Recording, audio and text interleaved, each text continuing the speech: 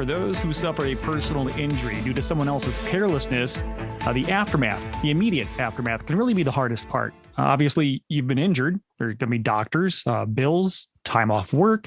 The last thing you need is a lawyer or many lawyers hounding you to hire them. That can be unethical and in some ways illegal. Well, Tom Sinas from Sinas James Law Firm joins us to clear up all of the details surrounding attorney solicitation, I guess is the word we should use. Hi, Tom.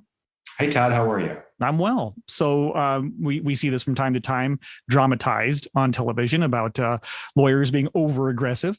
What are the rules around this? It's a really important topic because there are some important rules, both in terms of the ethical code, that is the ethical rules that lawyers are required to follow. And then we have some state law here in Michigan as well. So let's start with the general concept in the ethical code about solicitation. And there's a specific rule on this, and it just very clearly says that a lawyer shall not solicit professional employment from a person with whom the lawyer has no family or prior professional relationship, when the motive for doing so is the lawyer's pecuniary gain, meaning their desire to have the business. There's an exception there. It doesn't include things like sending truthful and non-deceptive advertising. But the basic concept here, and this is not just true for personal injury law, is that across the spectrum, lawyers are not permitted under the ethical code to go out and solicit people that the lawyer wants to have hire them.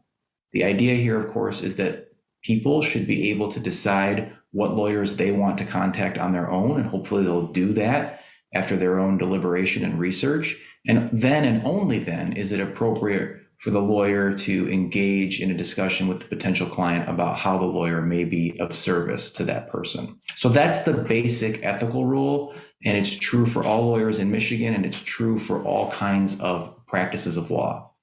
I can only imagine that would be extremely stressful surrounding a car crash. Car crashes are traumatic experiences. Are there any special rules regarding those?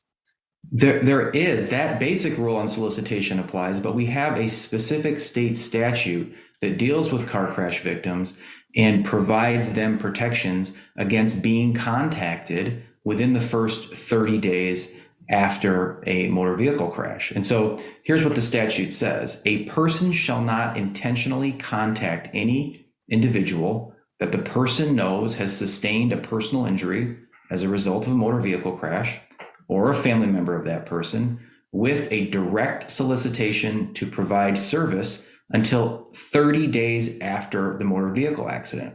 Again, there are a couple of exceptions.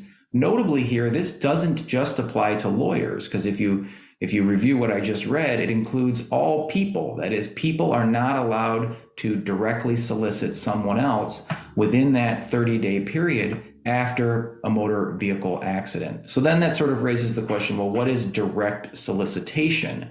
And the statute goes on to say that that includes verbal or written offers, including by electronic means, so not just the mail, made to the injured person or their family, seeking to provide a service or fee for money based on the knowledge that the person has been in an automobile accident. So that's very broad. And if you step back and think, okay, that covers a lot of people.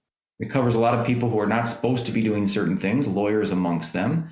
And it applies to a lot of people. It applies to anyone in this group that has been in motor vehicle accidents. And it gives them that protection not to be contacted within that 30-day period. And violating this statute, if it's a lawyer, of course, there's the ethical rule that we talked about, but violating this statute, regardless of who you are, is punishable as a misdemeanor, even as a first offense. So this is really important for people to know, because if they're involved in a car crash and they're receiving this type of direct solicitation, those solicitations may very well be unethical and illegal. And what should people do if they are receiving those? I mean, that's a great, obvious follow-up question. What should we do? Well, first and foremost, don't act upon them, right? If you haven't contacted the lawyer or don't want to engage the lawyer, you should not feel that you have to reciprocate that communication in any way. Secondly, I'd recommend that people think about, well, is this the kind of person I want to do business with? Someone that is coming and actively pursuing me in a way that may be unethical or illegal. And number three, really step back and think, how do I want to make this decision? Do I want to make this decision based on my own research? Maybe talking to friends or family who have been down a road like this before, maybe talking to other people I trust within my community, or do I want to feel like I'm sucked into something where I'm being hustled to do something that I may not be ready to do? And so I think this decision here about engaging a lawyer, whether it's in a car crash or anything else, is one that I would recommend that people make with the kind of care and deliberation that you would make for any other important decision. I mean, step back and think, would you hire a doctor under circumstances like we're talking about? Or would you go the route of word of mouth and research? I think most people would choose the latter. And that's how most people choose important things in their life. And choosing your lawyer, regardless of your legal circumstance, particularly if you've been seriously injured, is a big decision. And so I think if people encounter this type of stuff, the best advice is to step back, to step away, take a moment. And if they feel that what they're being provided violates some of these legal rules, they can contact law enforcement, they can contact the state bar as well.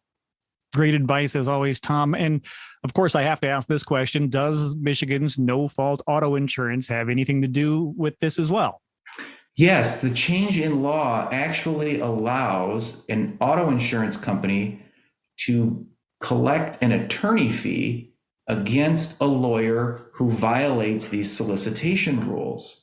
And so that's obviously a warning for attorneys who shouldn't be engaged in this stuff to begin with, but it should also be an added warning for people involved in motor vehicle accidents, because those people may very well end up being questioned by an insurance company or an insurance company lawyer about how they obtained their lawyer, because the insurance company lawyer here or insurance company may be wanting to seek attorney fees if the way that that relationship developed was in violation of these solicitation rules. So it's just another reason to be mindful of these rules and to go about this decision in a deliberate way.